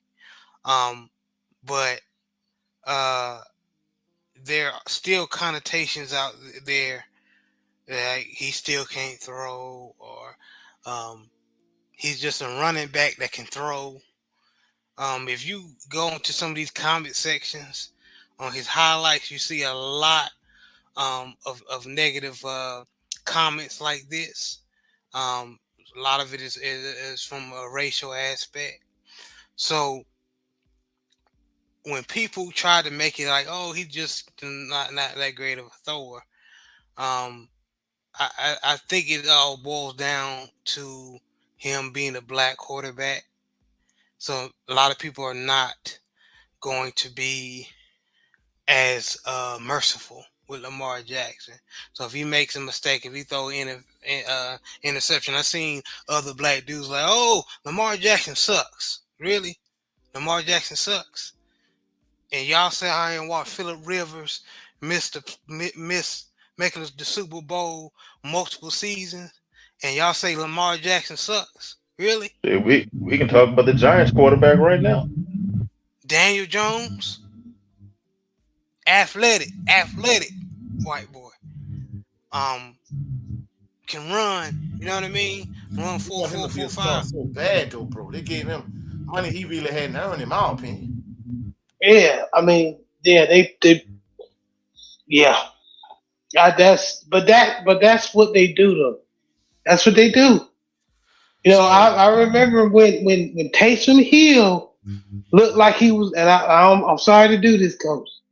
When Taysom Hill looked like he was a decent player, and he was making very good plays. He threw some good throws. You had with Jay Glazer and all them guys saying, "Hey, he's the next Lamar Jackson or blah blah blah," and that stuff. People are quickly to crown and put and shit on Lamar of his accomplishments. So this is why, like us in the Ravens flock, we got to deal with that. Those who appreciate Lamar, and we do criticize Lamar, right? We criticize Lamar like we But do it's fair every player. criticism though. Yeah, we do. We do respectfully. We criticize Lamar. Like in the playoffs, I think he should have ran when there was nobody open, and I think he held the ball too long. And on Well, top of that, it was stupid ass plays. But that's another story. I'm not gonna get into that. well, I'm gonna I'm be just saying. no. I don't mean to cut you off. Keep on, bro. Keep on. No, you good. So with the Daniel, to your point, coach, the Daniel Jones situation, people are quick to crown, right? Players. Oh, he good. Oh, that's why us and some people in the Ravens community was skeptical about the Brock Purdy situation. Okay, Brock Purdy having a phenomenal year, but are they crowning him too quick? Because people don't want to talk about it, even though Jimmy Garoppolo got cut when he was with the 49ers. He had a good season with them and took them to the Super Bowl. You see what I'm saying? In that Shanahan offense. And then I'm hearing people saying, well, if and let me point this out. For those of you that got me effed up. I'm hearing you jokers saying, and I think Shannon Sharp, I disagree with him on this. He said if Patrick Mahomes or Joe Burrow and who else? Who else say they good the top five quarterback? Justin Herbert mhm. would be in the Baltimore Ravens quarterback. They would make the playoffs. That's not I'm true. like, that's not y'all don't know what the fuck y'all talking about. Excuse me for cussing. Cause we just watched Patrick Mahomes struggle with their receivers not catching the ball this year. Okay? The Baltimore Ravens receiving core, except for this year, has been in the bottom 5, 10 for the past couple of years. Lamar ain't have nobody to throw it to. So you can Except for say, a for tight you end. just to say that you will fit Brock Purdy and the Baltimore Ravens offense that he has success, you don't know what all the things that Lamar has to do to keep us winning. And that shows you motherfuckers just don't be watching the game. Yeah, bro. Now, Tom Brady, I probably because it's a lot of coaching and stuff that goes into that. I understand that. Joe Burrow, maybe. But I just don't like when people just think all the stuff that Lamar does, people just can come in and do it. And that's not true. Go ahead, coach. Yeah, well, just to kind of counterpoint what you were saying in terms of, I'm gonna be honest with you. To keep it a buck, bro, I'm a Saints fan. When Sean Payton used to say we have our heir apparent Drew Brees in the building, bro, I never believed that bull crap. I never saw Taysom Hill as being the next franchise quarterback of the Saints. And the crazy thing about it is they suppress Jameis Winston to give Taysom hit the next shot of being that guy, and bro, he wasn't that guy. If anything, only thing they did was really to justify the money they gave him, but they promised him to give him a shot as being a franchise quarterback, and then of course eventually, they gave Jameis Winston that shot. He was doing well until he got hurt, but they're quick to try to make these guys like Justin Herbert, uh, the guy we just was talking about from the Giants, that they drafted high, Landry, whatever his face is. They're quick to try to make these guys big stars. And in terms of what you were saying about Lamar in the playoff game, I'm not really trying to rehash this, but my opinion is, I watched the game closely. Early in the game, they really blitzed him and they really got after him. Later on in the game, when people was like, well, he was trying to, win a game from the pocket. But the thing about it is the Chiefs made a concerted effort to really keep him in the pocket. So those running lanes that he had against a lot of teams where he would just take off and run for like 20, 30 yards, like they made a concerted effort to keep him in the pocket. And in addition to that, the receivers he had, they really wasn't getting any separation. So from a play calling standpoint, the offense coordinator didn't help him by running the ball enough. At all. And then if you know that you're blitzing, what do, coach? You draw up short slants and routes, maybe to slant. Your running back running into the slant to get the ball out quick. But if you watch the game and like you said, I'm not trying to rehash this. I ain't gonna stay on this long, but the lot of the pass plays took a long time for it to develop. Yep, down the field passes. You look at how the Chiefs, how when they was getting when y'all was getting pressure on him, they would put him in bunch formations, and basically, whoever they try to get open, they would make concerted effort to get that guy open, because they had a free release. Like from a play calling standpoint, they didn't help Lamar Jackson out. So, I know we, especially when the brother Cadillac Ray was on, we was joking about trying to get him in the Saints, but in all actuality, I don't blame that performance on Lamar Jackson fully. Don't get me wrong, I think he has to take a small percentage of the accountability and the blame and responsibility. He got to. He the quarterback. But I feel like the lion's share of it went on play calling. They really didn't call a game that was conducive to him winning that game. They didn't stick to the blueprint that got him to that point. Again, and this is like the third or fourth time John Harbaugh has allowed this to happen in critical moments. Multiple times, more than 4 times. I'm just counting on the times I can remember. But that's why a lot of us want John Harbaugh out of there, which is not gonna happen.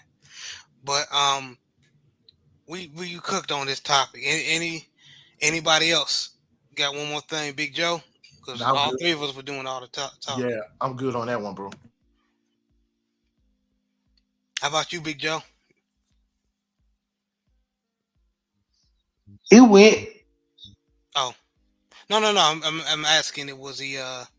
Did he? Oh, he dropped off. Yeah, he dropped off. He probably had a connection issue, bro. Yeah, it's all good. Well, we're gonna move on.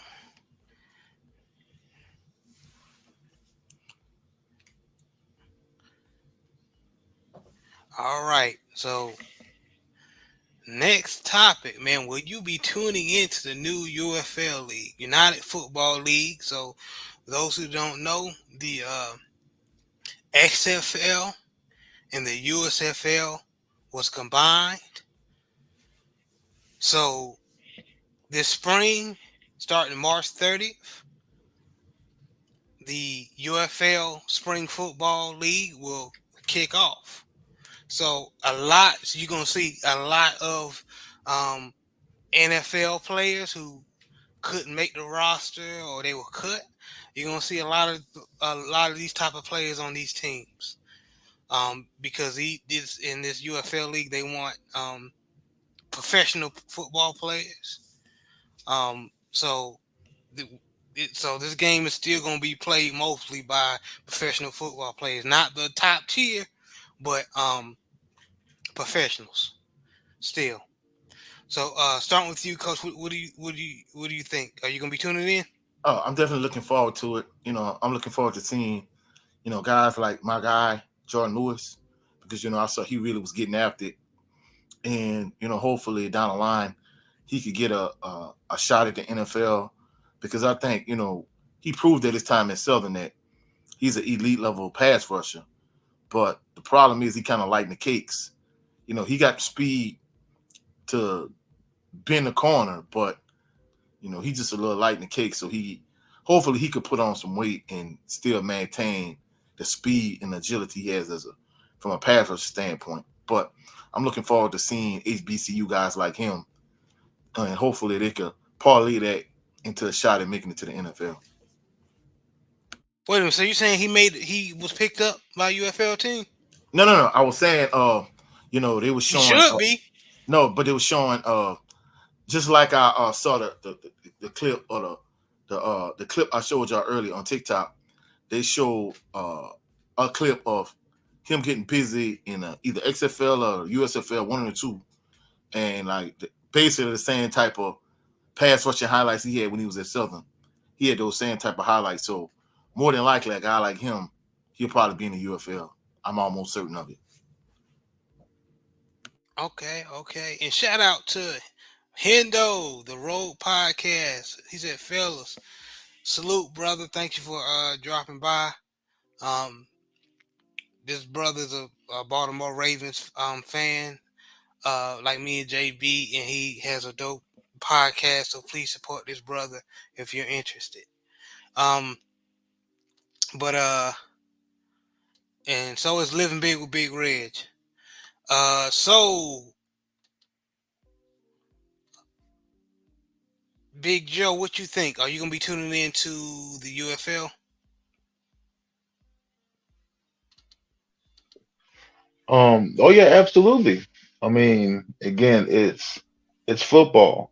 This is something new and something that we all should support. We always all talk and complain about we want a spring league and we want something that we can have in the spring. I remember NFL Europe was a big success. My brother played in NFL Europe for several years for with the Berlin Thunder and the England Monarchs. So I went over there to go see him play, and I know how a lot of guys went from the NFL Europe to actually playing in the NFL. Some had long careers, some only played a year, but it was a good transfer league. So I hope that the XFL and the what was it? Was it the UFL? Was it the UFL? Right?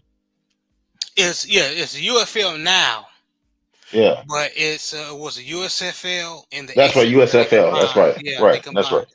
That's right. So yeah, I think this is great. This gives a lot of guys who maybe need some more time to develop, get them some extra reps, get them to play and everything. You're gonna have former NFL coaches over there, coaching those guys up and everything. So I'm definitely gonna watch it. I heard a little murmur out there that supposedly that Colin Kaepernick might be coming back to the NFL. Supposedly Harbaugh contacted him and all that kind of stuff, but I think Colin Kaepernick needs to play in the UFL. I know he's declined offers several times to play in the XFL, or even playing Canadian ball. But if he's really serious about it, we can have this be a whole nother topic. But he needs to dust off the rust, and get in game shape and play in the UFL. So I wish this was around when I was playing.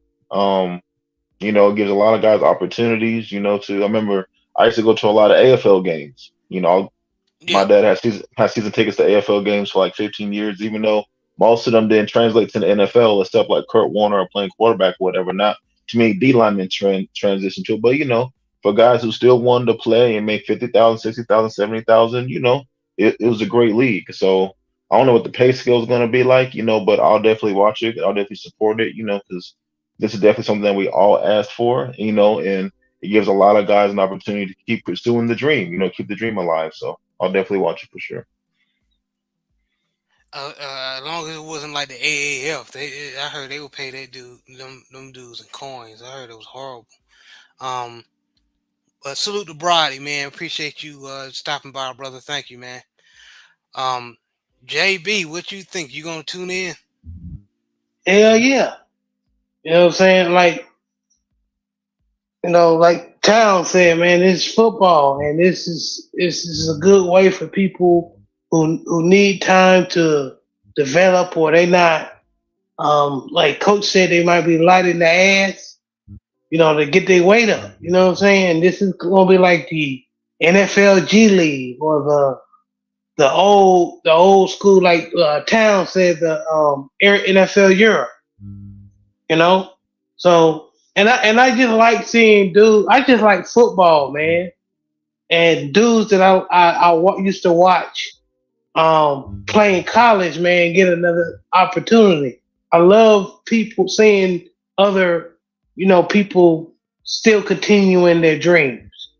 You know, I just love seeing that, um, and I'll be watching closely. I followed the Birmingham what was it, the Birmingham Stallions. Broncos Stallions. Yeah, so I had my little team, and then I like they had the New Jersey Generals or something Yeah, like that. yeah. So That's and they okay. had this one quarterback that used to play in Ole Miss. He's a he Jordan he was a Thomas. Jordan Tamu. I knew he was a Samoan dude, but I'm glad to see him continue his career. He was balling. And then what's your boy from he used to be on the Baltimore Ravens practice squad. Mark was it Mark Hunt or something like that? I can't forget his name, but he used to be on the Baltimore Ravens practice squad. It was the year that we picked up Gus Edwards. We picked up Gus Edwards in free agency, and it was Gus and Mark Thompson out of Florida. Mark Thompson out of Florida. He doing his thing, man. He run hard, but I don't think he had the wiggle. Because Gus got a little wiggle to him. He'll hop and make somebody miss and run your ass over. So I like seeing them dudes play. Mark Hunt. I mean, yeah. Mark Hunt is UFC, the Samoan, but I was talking about Mark Thompson. Mark Thompson used to be running back we had on the practice squad we got at a undrafted free agency, and I thought he was gonna make the team, but Gus Edwards beat him out, and we've been rocking with Gus ever since. Yeah, thank you for the correction. Yeah, Mark Hunt is a UFC fighter. Yeah, Mark Thompson, what you just corrected yourself. So yeah, Mark Thompson was doing his thing for the Houston Gamblers. I from what I'm hearing, not all the teams made it to the cut. So even though they merged the league, not all the teams made it. So I don't know if So the they just Houston gonna have Gamblers. 8 teams. Yeah, yeah. So they Yeah, had to. let me go ahead and read the teams for y'all so y'all can see. Go ahead. Thank you. You beat me We to it. Actually, thank you, man. I got you, brother. Give you a little break, brother. We have the Arlington Renegades. We have the Birmingham Stallions. We have the DC Defenders. We have the Houston Roughnecks. That's a weird name. You have the Memphis Showboat. Okay. The Michigan Panthers. The San Antonio Brahmas. And the St. Louis Battlehawks. And those are all the teams. Yeah, well, yeah, they definitely cut some of them teams. Some of them teams probably are result no longer in business, but uh, yeah, it's gonna be interesting. Also, I wanted to show a video. Of course, those who don't know Dwayne Johnson, The Rock. If you don't know him from who he is, he's from wrestling, WWE. But he is part owner with him and his wife of the league. So here's this interview. Fair use YouTube. So we just gonna Fair listen. use. Thank you. Let me know if y'all can hear it. Take me to UFL, the opportunity here and the involvement, the excitement of it, new season, new endeavor. We can't wait. New endeavor. It is combined leagues of the XFL and the USFL, and we're super excited about it. We believe in this league. I think you're going to see great football here on Fox, of course. You're going to see passionate players, but also you get to see players who are grabbing the thing that we all want, which is opportunity. Right. And look, I making it to the NFL was my dream. It never happened, and I like to say it was the best thing that never happened for me. Thank you, brother. And but because it gave me a chip on the shoulder, and a lot of our players, dare say all of them at the UFL, got that same chip because they're ready to go. So I cannot wait. Hold on. Speaking of passion, you brought somebody with you. General George is with you. I did. Your passion for recruitment, the Army. Tell me about that. Absolutely. General George is here from the Army.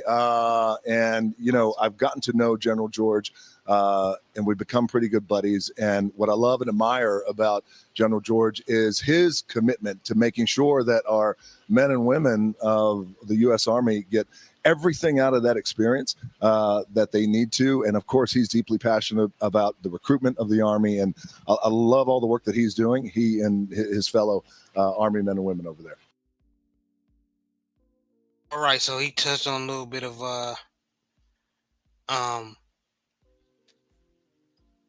him, like we just basically what we just said. And so yeah, so definitely, guys. Overall, I'm eager to see how it does, man. Because in my opinion, I think both the USFL and the XFL, when they were their own individual entities, they were doing okay by themselves. So them merging, or maybe they weren't. That's why they merged. I don't know, but we'll see. We'll definitely see. Um, but like Coach just said, I'm excited because this gives a opportunity of those players that you saw in college um, that did not get drafted, or those NFL teams that are overlooking. You may possibly see them suit up for the UFL. So this is definitely going to be exciting. So for those folks who still want that football itch, um, March 30th, UFL is kicking off. So y'all tune in. Any last comments on this topic? Yeah, I briefly looked up a little bit. If for anybody who live in those areas where the teams are at, you can get season tickets for as low as $100 or as high as $4.95. So if you're in the area, you want to see some football, for $100 you can have season tickets.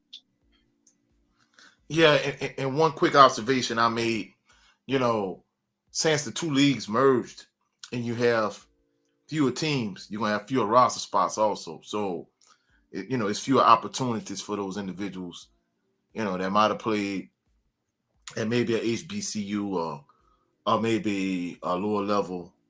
It's gonna be few opportunities for those guys to make, the UFL. So just a quick observation.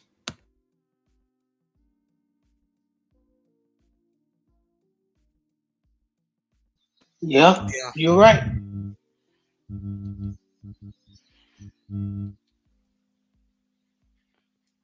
Yeah, and they got the conferences based on where they originally came from. Like for the USFL conference, like uh, Joe just said, Birmingham Stallions, Houston Roughnecks, Memphis Showboats, Michigan Panthers.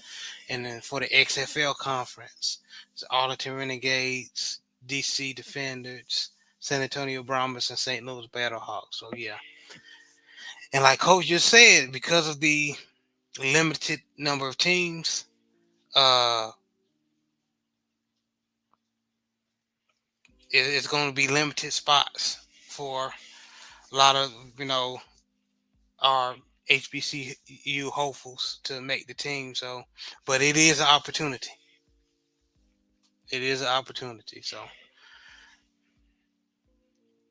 all right. Any last words about this topic before I move on?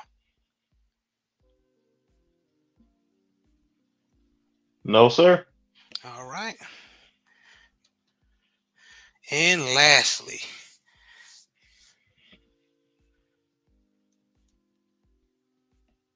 oh, Picasso's asking, what's the makeup of the UFL owners look like? What you mean by the makeup? Um. You want to know if they white or not? Oh yeah. So, um. So if that's what you're asking, Picasso, so you know the Rock is basically a black man. His dad was Rocky Johnson, wrestling legend, which was a black dude, but his mom's Samoan. So, um, yeah. So he's it Yeah, basically his grandfather was High Chief Peter Maivia, also a wrestler. On the other yes. side of the family. So I know what Carlos was asking. I don't think the teams have owners. The teams are all consolidated under one league. It's not like the NFL where every team has their own individual owner. Yeah, yeah. The So U, the UFL pretty the much on the whole UFL league. control. Yeah, yeah, yeah. So the Rock and whoever all the partners are, they control the whole league, and every team has their coaches and whatnot, and they run their team that way. But no team has its own individual owners. Yep. So yeah, so it's the Rock and his ex-wife, which I believe she's Yeah, yeah. Hispanic or something. So Yeah, I think she like half Puerto Rican, if I'm not some type of Hispanic and half white. So yeah. Hmm.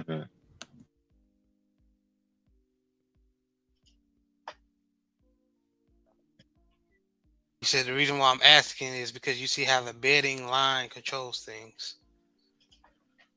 Okay.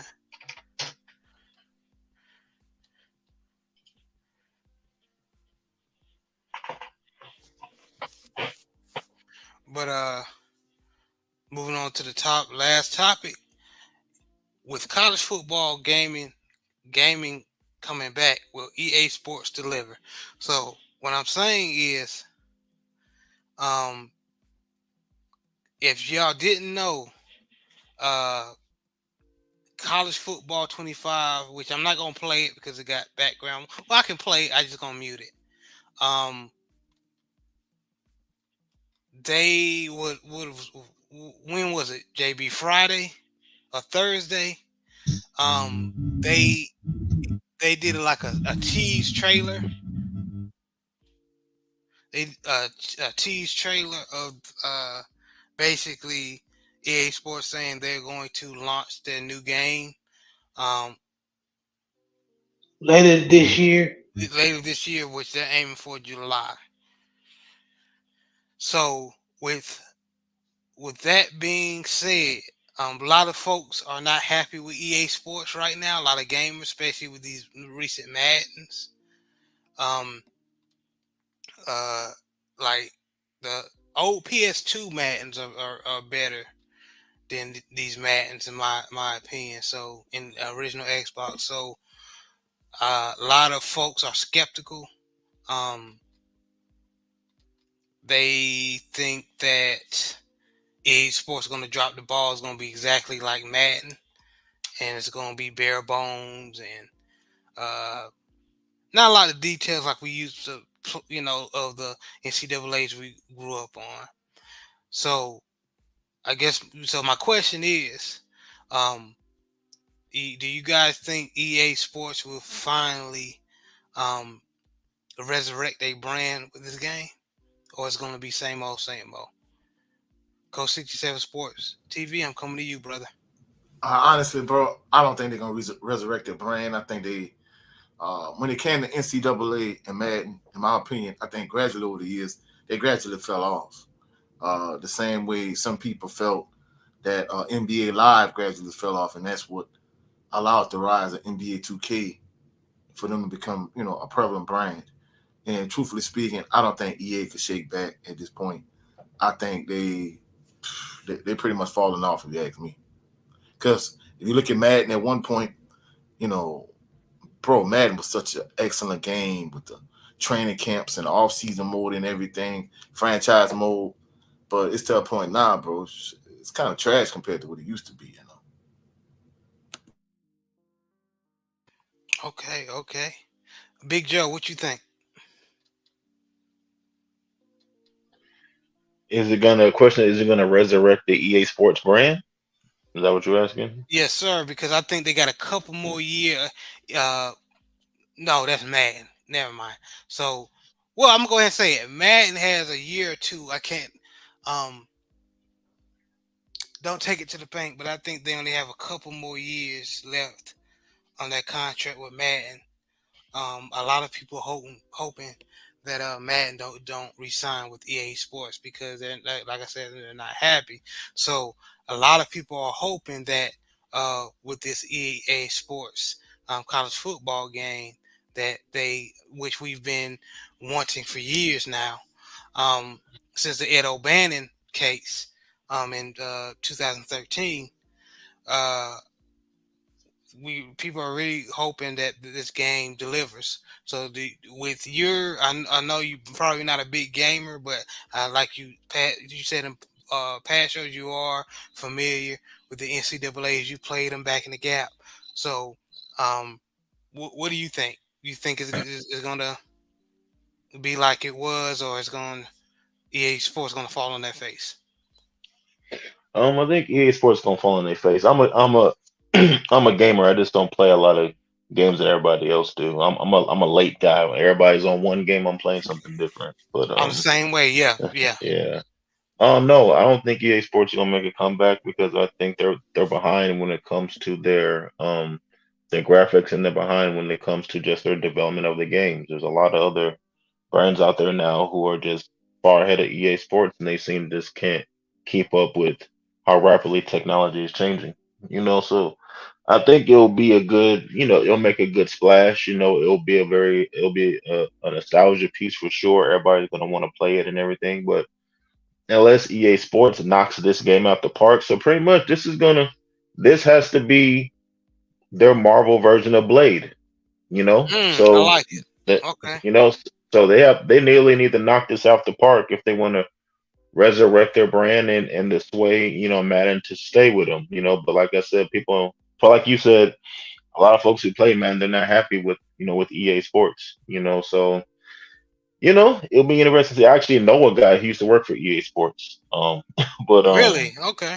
yeah. So but yeah, unless this game is just totally, they did so much research and it's just beautiful. Everybody loves it. Unless it's a 10 out of 10, I don't think it's gonna do anything. So to be continue. We'll see. But Yeah, definitely.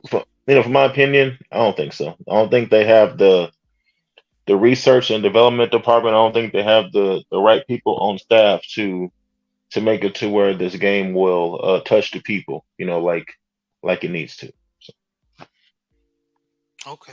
Okay. Um, Picasso said I get tired fast playing football. I get tired fast of playing football and basketball, mad even boxing games. I like motorcycle racing and car racing game. Yeah, I got a homeboy like that. Yeah. Um, but JB coming to you, bro. What is your opinion? Hey, you got some static in the background, so whatever you got playing, please mute it. Can you hear it now? No. Okay. So I think that it's gonna be okay. I think it's gonna be good, man. Um, look, the like okay for this year's Madden, right? This year's Madden was not bad. I mean, they brought back the training camp. It's not is it perfect? No, but you gotta be careful because some of these people just be bitching, man.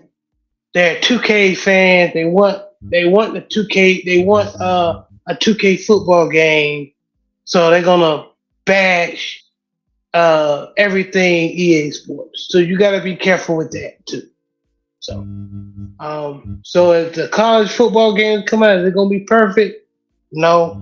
Is it gonna be a step in the right direction? Yeah, because it's the first football game we got in years. you know, 5 plus years. You know what I'm saying? So um, I just don't want everybody to get their hopes up. It's a video game, y'all. You know what I'm saying? But and another thing, I hope they step up their game because you got a picture on the show of maximum football. Maximum football. I can't wait to play that game actually because the customization. And I mean, there are small indie um program, gaming program or gaming company. So I mean the maximum football 2020 was it wasn't. I ain't gonna put that above Madden or anything because it's still got a lot of work to do. But if they working on it as like they said they gonna work on it, then a lot of people might prefer that over college football. So I hope EA Sports, step up their game because they might have competition, and that's one thing that I miss that some of these companies had competition. They would compete with each other. Like EA Sports, had 2K when 2K was making football games. Then you had the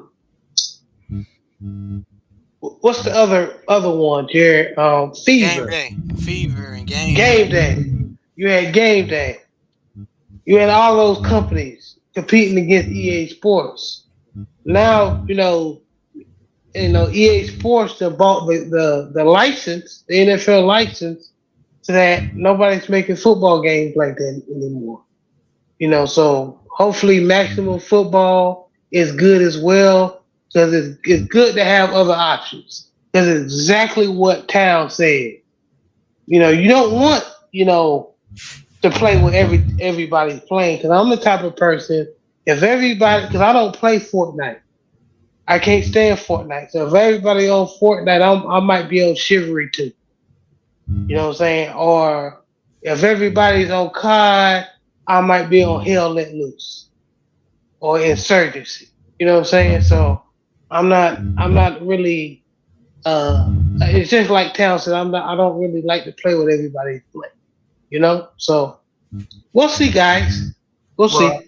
well, just to kind of give you a counterpoint, to the Madden point you made.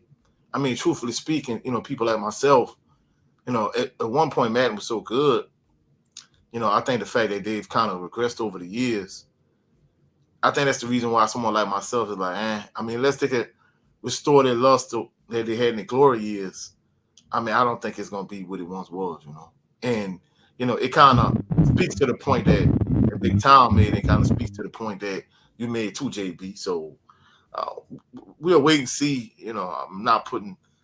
I mean, if I was a betting person, I wouldn't bet that that Madden or any EA game is gonna get back to what it once was. Because at one point, EA was the gold standard of certain video games, but at this point now, bro, in my opinion, EA is kind of trash. Right.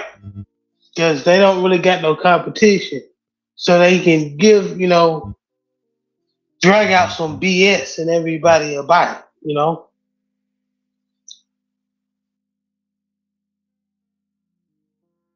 That's true.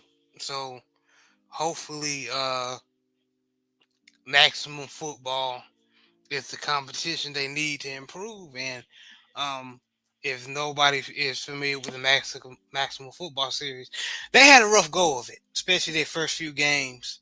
But the customization pieces on their game is, in my opinion, for a uh, um, small indie company, Indie, uh, yeah. was impressive. So now they are using basically a better engine. So after looking at some of their clips that they're showing the fans, it looks good, man. It looks good. So hopefully this is the game to put a fire under EA Sports regarding Madden, and hopefully the college football game is quenches the thirst of many folks that have been waiting for college football game the college football to come out.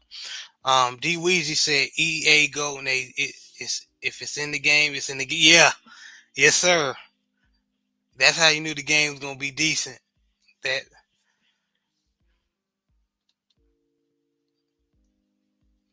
yeah, folks, man. But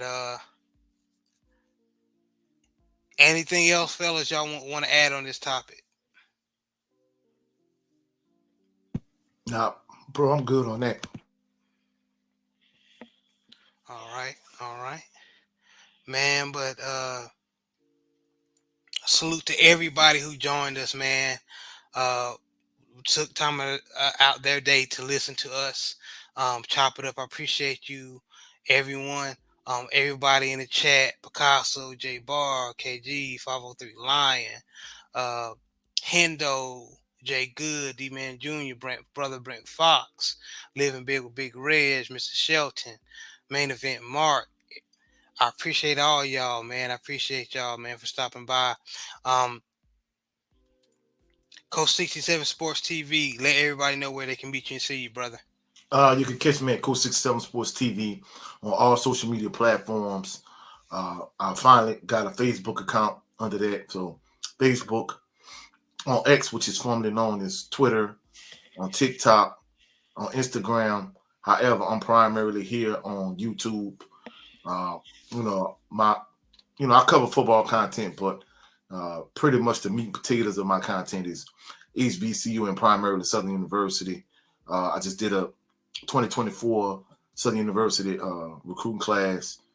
Pretty much breaking down the players that they have in their recruiting class, and the style of play they're gonna play probably this coming year. So I got that.